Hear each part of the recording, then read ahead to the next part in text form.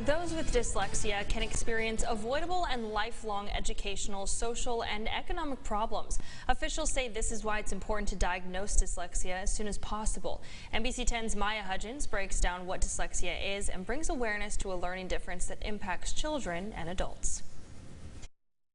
Dyslexia is a word many people have heard of, but the true meaning of this learning difference is often misunderstood.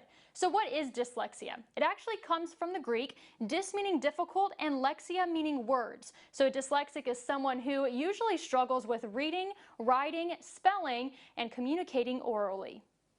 Research has shown us that the eyes get the words on the paper into our brains, but then a different part of the brain takes over. This is something many children with dyslexia experience on a daily basis at school. Sitting at their desk on the verge of tears, wondering why everyone around them has this reading magic that they don't have. It was hard. I couldn't understand it well. When someone says, "I have dyslexia," more times than not, a lot of myths begin to rise that can cause anxiety in students. The most common myths claim that dyslexia is a vision disorder. You can't be smart if you're dyslexic. Dyslexia goes away when you're older. You read and write backwards. And dyslexia cannot be diagnosed until the 3rd grade. If we wait for our kids to fail, then we're failing our kids.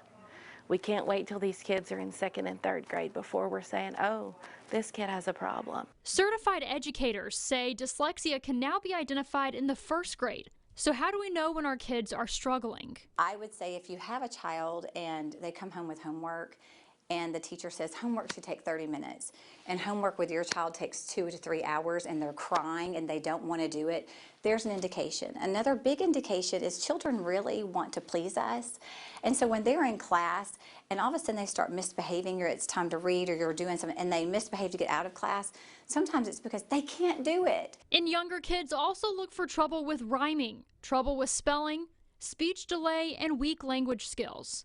In older teens, lack of comprehension, trouble spelling, lack of diverse vocabulary, and letter reversal can also be signs of dyslexia. But according to experts, no two kids could have the same symptoms. Use the word dyslexia, because giving those kids that power to say, I'm dyslexic, gives them a reason to be the way that they are and know that they're not alone. I mean, dyslexia affects 20% of our population, which is 1 in 5 kids in a classroom. According to Austin Learning Solutions, over 40 million American adults are dyslexic, and only 2 million know it, meaning 95% of dyslexic adult Americans go undiagnosed.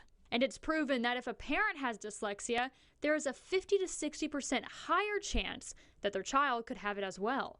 Dyslexia is one of the most common learning differences, but why do so many people go undiagnosed? A lot of those with disabilities such as dyslexia don't get the help they need because they're too embarrassed about their disability, or they don't know how to get the help that they need. For a long time it was taboo to say dyslexia. Oh, we can't say that because it's not identifiable by x-ray. It's not widely known about.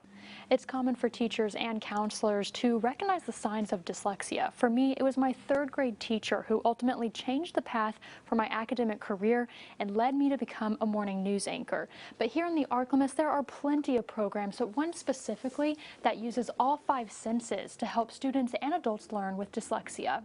Morton Gillingham is a multisensory, direct, and individualized approach. Whenever you can involve all of your senses, seeing, hearing, touching, and moving, I think that you're able to build a better connection when learning how to read and write. Let's do chop. Chop. Letters. C-H-O-P.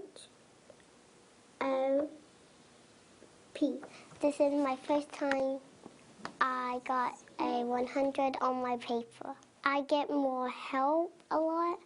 I know a little bit better. Reporting for your local news source, I'm Maya Hudgens.